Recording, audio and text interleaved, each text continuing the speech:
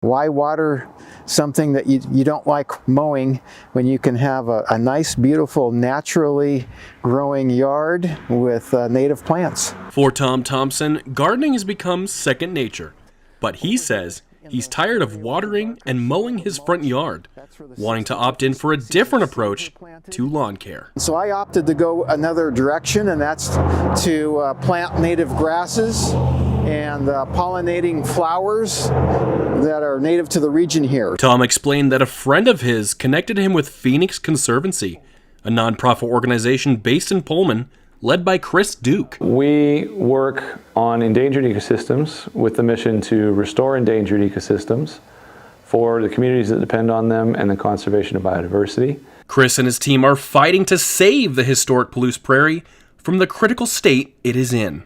In the case of Palouse Prairie, there's about a little bit less than 1% intact in its original state. The team developed Pocket Prairies, a project that brings native plants into residential land to keep the Palouse Prairie in Pullman's backyard. This topsoil was put in just 2 days ago by the crew from Phoenix Conservancy. Come next spring, new plants will sprout, bringing back the wildlife that was once a common sight. Reporting in Pullman, Luke Sorenson, Murrow, News 8. It's such an old building that's been retrofitted so many different things over so many years. It'd be nice to have a place where we can put what we want, how we want it. For senior Jonathan Shkalatsky and junior Cody Longwell, a change in facilities at the Voiland College of Engineering and Architecture would be a welcome one. Look, the entire basement used to be a fish laboratory, so every floor is sloped like 3 degrees downwards. Both are studying mechanical engineering and are active members with RoboSub, an engineering club that designs autonomous submarines for competition. Jonathan explained that their workspace is shared by 2 other clubs, 3D printing and WSU robotics, leaving less room for work and collaboration. According to Mary Rizek, dean of the Voiland College, that scenario is soon to change. The first step was to envision that we needed new facilities, and then to work with the university leadership and others to develop a route to allow us to get to this point today. Last Friday marked the groundbreaking for the brand new Schweitzer Engineering Hall, complete with speeches from staff, club demonstrations, and a visit from Butch. Nearly 80 individuals and groups provided funding, including a $20 million donation from Ed and Beatrice Schweitzer. We're happy to be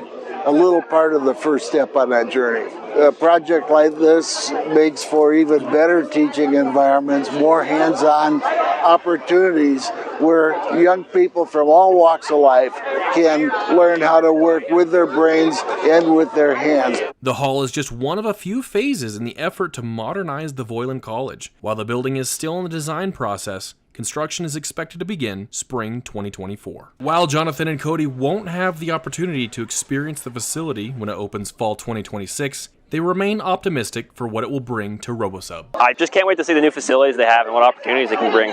Reporting in Pullman, I'm Luke Sorenson, Murrow, News 8.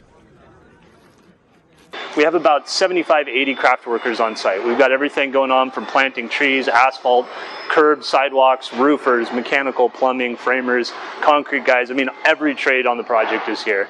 Next month, we're going to have baggage handling, the passenger boarding bridge guys, elevators. All those are coming in as well. We'll probably peak up around 85, 90 workers total on site at that point. Because right now we're using one gate. We use 2 gates if we have a charter. So we'll use 2 gates, but we have a building that's 8,000 square feet versus now we have a building that's 45,000 square feet.